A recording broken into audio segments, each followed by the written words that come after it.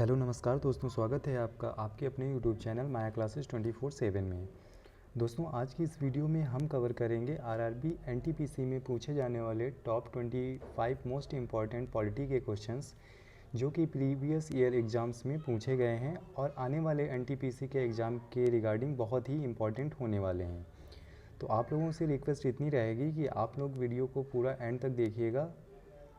तो चलिए वीडियो को स्टार्ट करते हैं। तो पहला क्वेश्चन है दोस्तों, हिंदी भाषा को संविधान द्वारा राजभाषा के रूप में कब स्वीकार किया गया? आपके विकल्प दिए गए हैं ए 1950, बी 1949, सी 1965 और ऑप्शन डी 1960। तो दोस्तों, हिंदी भाषा को संविधान द्वारा राजभाषा के रूप में 1949 में जो है इसको स्वीकृत किया गया था। तो ऑप्शन बी इसका सही जवाब होगा। 14 सितंबर 1949 को इसको स्वीकार किया गया था, इसीलिए 14 सितंबर को हिंदी दिवस के रूप में भी मनाया जाता है। अगला क्वेश्चन है क्वेश्चन नंबर 2, भारत के किस अधिकार में हैबियस कॉर्पस का प्रावधान है? आपके विकल्प हैं ए मौलिक अधिकार, बी नीति के निर्देशक तत्व, सी समवर्ती सूची एंड डी संघीय अधिकार।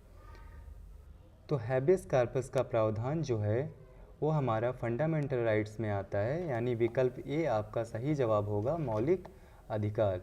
मौलिक अधिकार किस पार्ट के अंतर्गत आते हैं, किस भाग में होते हैं? तो मौलिक अधिकार का जो जिक्र है वो भाग 3 में किया गया है। भाग 3 में 12 से 35 अनुच्छेद 12 से 35 के बीच में जो अनुच्छेद आते हैं भाग 3 के अंतर्गत। तो इस क्वेश्चन का जो सही जवाब होगा वो हमारा हो जाएगा मौलिक अधिकार। अगला क्वेश्चन है क्वेश्चन नंबर 3, किस अनुच्छेद के तहत भारत के राज्यों का पुनर्गठन किया जा सकता है?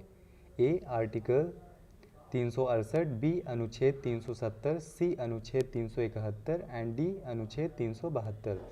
तो अनुच्छेद 368 के अंतर्गत जो है वो राज्यों का पुनर्गठन किया जा सकता है। तो ऑप्शन ए इसका सही जवाब होगा। अगला क्वेश्चन, भारत का सर्वोच्च न्यायालय कहाँ स्थित है?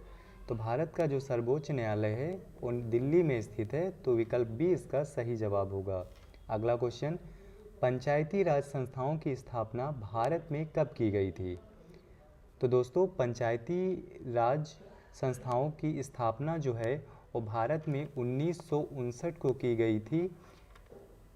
2 अक्टूबर 1959 में जो है पंचायती राज संस्थाओं की स्थापना की गई थी। सबसे पहले कहाँ की गई थी? तो राजस्थान में की गई थी। तो विकल्प बी इसका सही जवाब हो जाएगा। अगला क्वेश्चन है क्वेश्चन नंबर 6, भारत में कौन सा संविधान संशोधन आरक्षण से संबंधित है? ए 74वां संशोधन, बी 75वां संशोधन, सी 76वां संशोधन एंड डी 77वां संशोधन। तो भारत में जो संविधान संशोधन आरक्षण से संबंधित है वो हमारा 77th अमेंडमेंट था। तो ऑप्शन डी इसका सही जवाब हो जाएगा।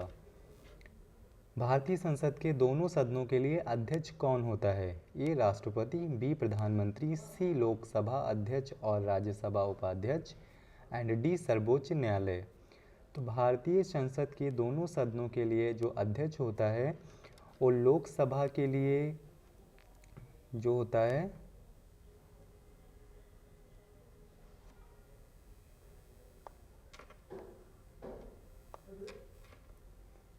अगला क्वेश्चन है, भारतीय संसद के दोनों सदनों के लिए अध्यक्ष कौन होता है? ए राष्ट्रपति, बी प्रधानमंत्री, सी लोकसभा अध्यक्ष और राज्यसभा उपाध्यक्ष एंड ऑप्शन डी सर्वोच्च न्यायालय।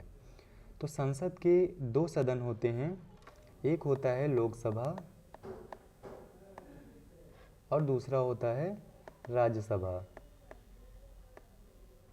लोकसभा में लोकसभा अध्यक्ष होते हैं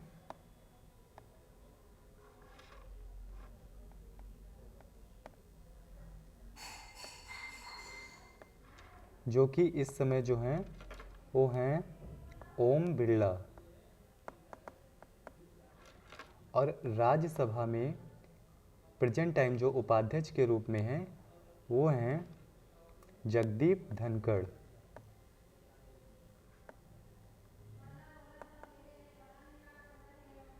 तो लोकसभा में प्रेजेंट टाइम जो अध्यक्ष हैं वो ओम बिरला हैं और राज्यसभा के जो उपाध्यक्ष हैं वो जगदीप धनखड़ हैं, जो कि उपराष्ट्रपति भी हैं। तो इस क्वेश्चन का जो राइट आंसर हो जाएगा वो ऑप्शन सी हो जाएगा, लोकसभा अध्यक्ष और राज्यसभा उपाध्यक्ष। अगला क्वेश्चन है, प्रधानमंत्री के कार्यालय में कौन सा मंत्री सभी मंत्रालयों के समन्वय का काम करता है? ये गृह मंत्री, बी वित्त मंत्री, सी विदेश मंत्री एंड डी उप प्रधानमंत्री। तो प्रधानमंत्री के कार्यालय में जो है उप प्रधानमंत्री जो होता है वो सभी मंत्रालयों के समन्वय का काम करता है। तो विकल्प डी इसका सही जवाब हो जाएगा, परंतु वर्तमान समय में कोई भी उप प्रधानमंत्री नहीं है। तो deputy prime minister present time में कोई भी नहीं है। अगला क्वेश्चन है, केंद्र सरकार द्वारा प्रस्तावित विधेयक को पारित करने के कितनी बार राज्यसभा उसे वापस भेज सकती है? ए एक बार, बी 2 बार, सी 3 बार एंड डी कभी भी नहीं। तो केंद्र सरकार द्वारा प्रस्तावित विधेयक को राज्यसभा उसे 2 बार वापस भेज सकती है। तो विकल्प बी इसका सही जवाब होगा। अगला क्वेश्चन, भारतीय संविधान में उपभोक्ता अधिकार का उल्लेख किस अनुच्छेद में है? ए अनुच्छेद 21, बी अनुच्छेद 25, सी अनुच्छेद 30 एंड डी अनुच्छेद 32। तो उपभोक्ता अधिकार का जो उल्लेख किया गया है वो अनुच्छेद 21 में किया गया है। तो विकल्प ए इसका सही जवाब होगा। 11 नंबर क्वेश्चन है, भारत के संविधान की रक्षा करने की शपथ कौन लेता है? ए राष्ट्रपति, बी प्रधानमंत्री, सी राज्यपाल एंड डी न्यायाधीश, सभी न्यायाधीश। तो भारत के संविधान की रक्षा की जो शपथ लेते हैं वो हमारे राष्ट्रपति लेते हैं। तो ऑप्शन ए इसका सही जवाब हो जाएगा। प्रेजेंट टाइम में प्रेसिडेंट कौन है? तो वो हैं द्रौपदी मुर्मू।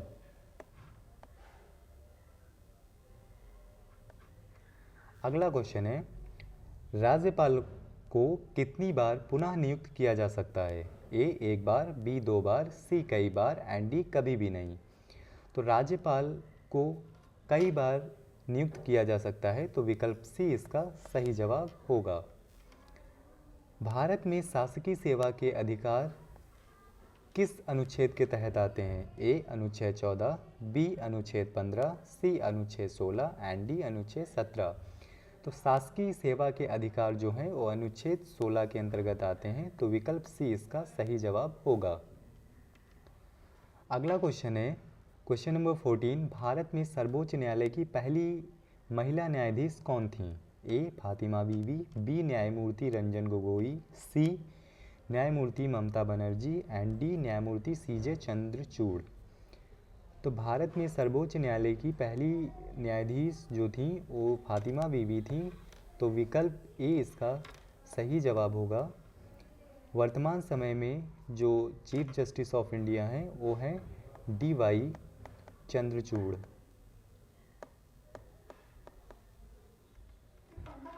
अगला क्वेश्चन है क्वेश्चन नंबर 15, भारतीय संसद का संयुक्त सत्र कब बुलाया जाता है? ए लोकसभा और राज्यसभा के मतभेद को सुलझाने के लिए, बी बजट सत्र के दौरान, सी राष्ट्रपति के आदेश पर, डी लोकसभा और राज्यसभा की संयुक्त बैठक के लिए।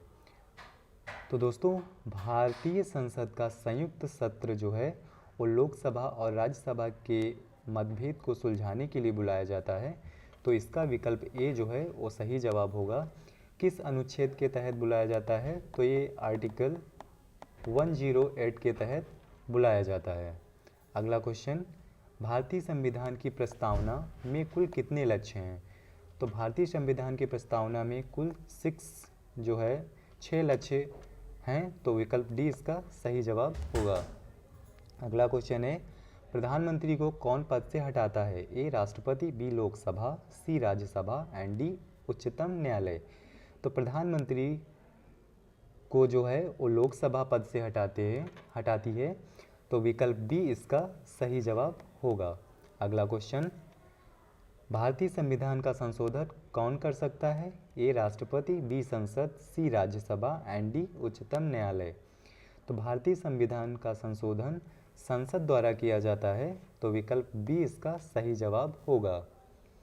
अगला क्वेश्चन, भारतीय संविधान के कितने अनुच्छेद केंद्र और राज्य के बीच शक्तियों का वितरण करते हैं? आपके विकल्प हैं ए अनुच्छेद 1 से 4, बी अनुच्छेद 5 से 11, सी अनुच्छेद 12 से 35 एंड ऑप्शन डी अनुच्छेद 245 से 263। तो अनुच्छेद 245 से 263 जो है वो केंद्र और राज्य की शक्तियों का वितरण करता है, तो विकल्प डी इसका सही जवाब होगा। ये किस भाग के अंतर्गत आता है? तो ये भाग 11 के अंतर्गत आता है। अनुच्छेद 12 से 35 जो है वो हमारा मौलिक अधिकार है, जो कि भाग 3 में आता है। अनुच्छेद 5 से 11 जो है वो हमारा नागरिकता के बारे में बताता है, ये भाग 2 होता है। और अनुच्छेद 1 से 4 जो है वो हमारा भाग 1 में आता है। अगला क्वेश्चन है क्वेश्चन नंबर 20, कौन सा अनुच्छेद राष्ट्रपति को आपातकाल घोषित करने का अधिकार प्रदान करता है? ए अनुच्छेद 352, बी अनुच्छेद 356, सी अनुच्छेद 360 एंड डी अनुच्छेद 370। तो राष्ट्रपति को आपातकाल घोषित करने का अधिकार अनुच्छेद 352 प्रदान करता है, तो विकल्प ए इसका सही जवाब होगा। अनुच्छेद 356 के तहत जो है वो प्रेसिडेंट रूल लागू किया जाता है, और अनुच्छेद 360 के तहत जो है वो वित्तीय आपातकाल घोषित किया जाता है।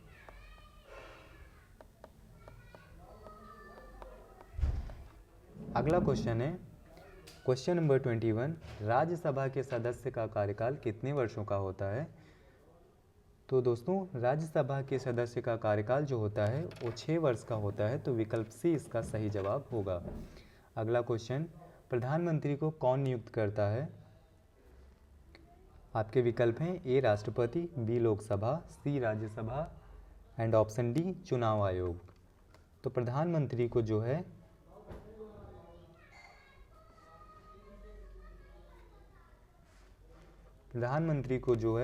वो राष्ट्रपति द्वारा नियुक्त किया जाता है, तो विकल्प ए इसका सही जवाब होगा। अगला क्वेश्चन, भारतीय संविधान के कौन से भाग में राज्य के नीति निर्देशक तत्वों का उल्लेख किया गया है या फिर दिए गए हैं? आपके विकल्प हैं ए भाग 3, बी भाग 4, सी भाग 5 एंड डी भाग 6। तो राज्य के नीति निर्देशक तत्वों के बारे में भाग 4 में बताया गया है, तो विकल्प बी इसका सही जवाब होगा। अगला क्वेश्चन नंबर 24, भारत के राष्ट्रपति की अधिकतम उम्र कितनी हो सकती है? तो दोस्तों राष्ट्रपति की अधिकतम उम्र जो है वो 70 वर्ष हो सकती है, तो विकल्प बी इसका सही जवाब होगा। अगला क्वेश्चन है, भारत का संविधान कब अपनाया गया था? ए 15 अगस्त 1947, बी 26 जनवरी 1950, सी 26 नवंबर 1949 एंड डी 15 अगस्त 1950। तो दोस्तों भारत का संविधान जो है वो आपका 26 नवंबर 1949 को अपनाया गया था, तो विकल्प सी इसका सही जवाब हो जाएगा। तो आई होप दोस्तों आज का वीडियो आपको पसंद आया होगा। ऐसे ही इन्फॉर्मेटिव वीडियोस के लिए आप हमारे चैनल को सब्सक्राइब कर सकते हैं। मिलेंगे आपको नेक्स्ट वीडियो में। Till then keep learning. Thank you so much.